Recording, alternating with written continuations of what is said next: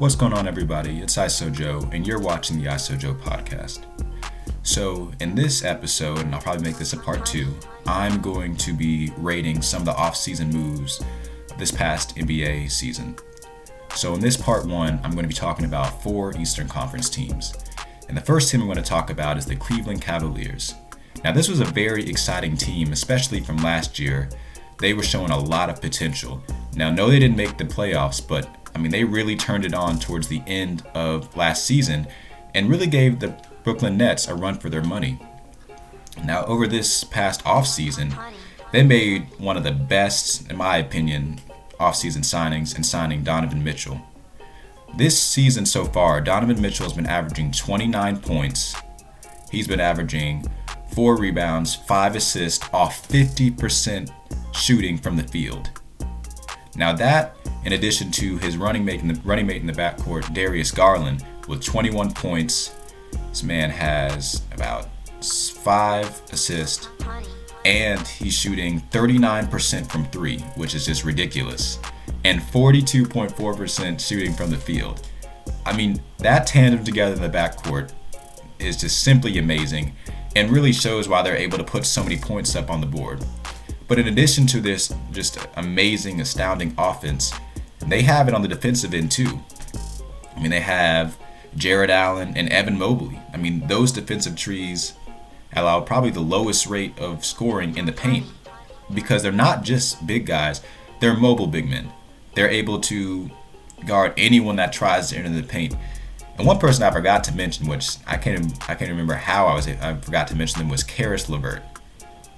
We saw what he was doing in Indiana, and we saw what he was doing in the bubble with Brooklyn a couple years ago. That man had 40, and he even had a 40 piece this season. And the fact that you have someone that can give you 40 on a good night and really give you about 17 or 19 points on just day in and day out, and he's your third option, the Cavs are really going to be scary right now. And then they have a great coach in JB Bickerstaff who really changed the culture for the Cavs. And yes, it's been a slow grind since LeBron has left, but I think, with this younger backcourt and really just a younger team with Mitchell and Garland, they've really shown to be a dangerous team. And then when you have Rubio and you have Cedi Osman, who can also contribute offensively, this team has really been proven to be a threat. And I think as long as they can stay consistent with it, while yes, it's still early in the season, I think this team can really be dangerous because they're currently 3rd in the East. But I don't know. If Mitchell can keep this up and these guys can stay consistent, they could really be some trouble for some of these teams in the East. Next team I'm going to go to is none other than the Boston Celtics.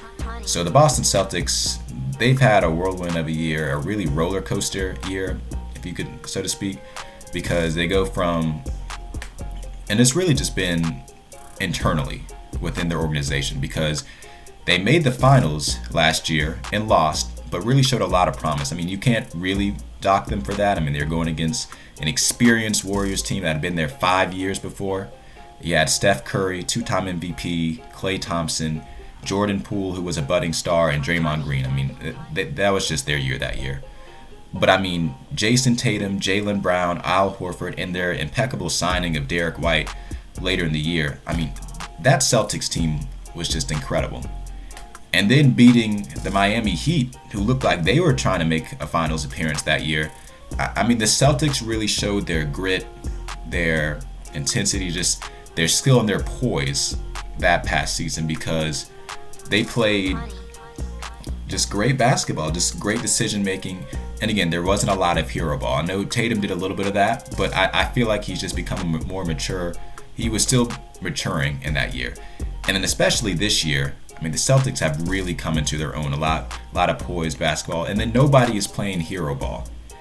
Then that's what makes them so great, because every one of those players on the Celtics roster can hit a big shot. Marcus Smart is one of those guys that proved to me how crucial and how integral of a piece he was to that Boston Celtics team, because he would sometimes give you 20 points, sometimes 25, and sometimes he'd give you 13.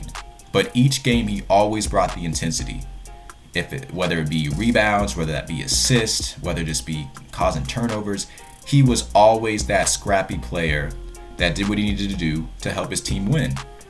And the other part too with this Celtics team is just the ability to show up on both ends of the court. Because a lot of times, one of those two, whether it be offense or defense, is a team's kryptonite. But the Boston Celtics have shown that we can do both. I mean, you have just the offensive juggernauts between Brown and Tatum, who are averaging 27 and 30 respectively. But then these are also two-way players. I mean, both of these players have been just outstanding on the defensive end. And honestly, these are the two players that people wanted Paul George and Kawhi to be. It's just health has been barring that. But truly the Celtics, that they've just really turned things around from, especially last year, having a rough start when people wanted to break up the tandem of Jalen and Tatum. Like, they've really just shown the importance of patience and just allowing things to kind of settle in. And then they just added to what it was already an incredible roster by adding Malcolm Brogdon. I mean, he's been having an incredible season off of the bench, which is, I mean, and any other team, he could be a starter. I mean, he was starting in Indiana. But again, this speaks to how each player is buying in and trying to work to, to the end goal of winning a championship. Because Malcolm Brogdon accepted a lesser role, took less money, because he knew that by adding his same starter skill set, he could help them reach a championship. And that's exactly what he's been doing, giving them 14 points off the bench, 4 assists, and nearly 50%, again, another 50% shooter from the field. I mean, that's just, again, a recipe for success and allowing this team to contend for championships, not just this year, but really in years to come, if they can keep this team together. So I'm very excited to see where the Celtics go from here. And obviously, as a number 1 seed, they're going to be a threat to any team in the NBA. And honestly, that they're my pick to come out of the East this year. Third team I'm going to move to is the Atlanta Hawks. Now, Atlanta is an interesting team here because, yes, they've gotten off to a mediocre start. I mean, they're 2 games back from, or a game back from 500. But I really did like their offseason signing of DeJounte Murray. The reason why I like that signing is he takes some of the offensive load off of Trae Young, because we saw how he was getting locked up by the smothering Heat defense the year prior in the playoffs. And I think by adding DeJounte Murray, this really frees up Trae Young and really allows him to do what he does best. And now he can play off the ball more and, get open looks from 3, able to drive, able to finish. This really just elevates Trae's game. But at the same time, it also elevates DeJounte's game, which I didn't really see that coming, because I thought, 2 ball-dominant point guards, I mean, how are they both going to be able to get theirs? But they've shown that they can make it work. DeJounte Murray has still been able to average 20 points and about 6 assists, while Trae Young has been able to average 27 and 10 assists. So both of these guys have been able to eat on the offensive end. And then the other thing that DeJounte Murray adds is on the defensive end. I mean, this guy is able to guard just about every position. He's a quick guard.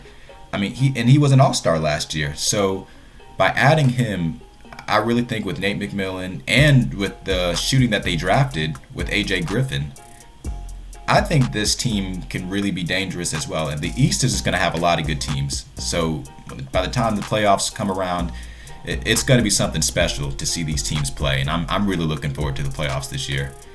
Last team we want to get into is the New York Knicks. Now, the New York Knicks are, again, a kind of tricky team just because you never know how it's going to play out for them.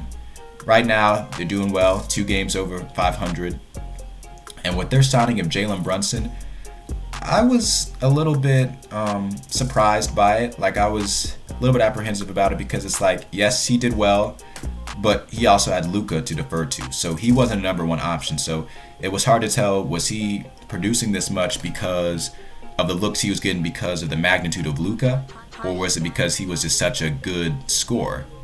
And to a degree, I feel like Brunson has really, balled out this year. I mean, averaging around 20 points a game, giving you about 6 assists off of 47% shooting from the field. I really do think he's producing. Now, the problem I feel like with the Knicks is I still don't think they have enough to make a deep playoff run out of maybe the second round. I mean, I just think they need one more piece because Randall, he's a good player. I mean, but he's not great, right? I mean, he had that All-Star appearance and won most improved player. Like, he was good, but he's just not good enough to get them over the hump. And then RJ Barrett, he's improved some, but he still is not the player that the Knicks need him to be. He's very streaky shooting, and he's just still very raw, inconsistent player. So I feel like the Knicks are really going to try to contend. They need one more piece. I think they still have a good coach in Tom Thibodeau, a very defensive-minded coach, but they need more offensive scoring because, yes, Brunson is giving you what you need, but he alone, and he's not just alone, but he's just not going to be enough to get them over the hump, and I just think that's just being honest. But yeah, I think this should be an interesting NBA season and an interesting postseason with these four teams in particular. I really think you got to keep your eye on these teams because, again, these were some great moves. I really think they're going to give all the other Eastern Conference teams like the Bucks, the 76ers, the Nets, all the teams that people were projecting to, make a deep playoff run. I really think they're going to give them a run for their money. And honestly, like I said, Boston is my pick to come out of the East, but, surprises happen all the time in the playoffs. That's what makes the playoffs enjoyable. And that's what, obviously really helps some of their ratings. But it'll be really interesting to see what happens this playoffs. But yeah, thanks for tuning into this video, and be sure to turn your post notifications on for my next video for part 2 with the Western Conference teams. Thank you.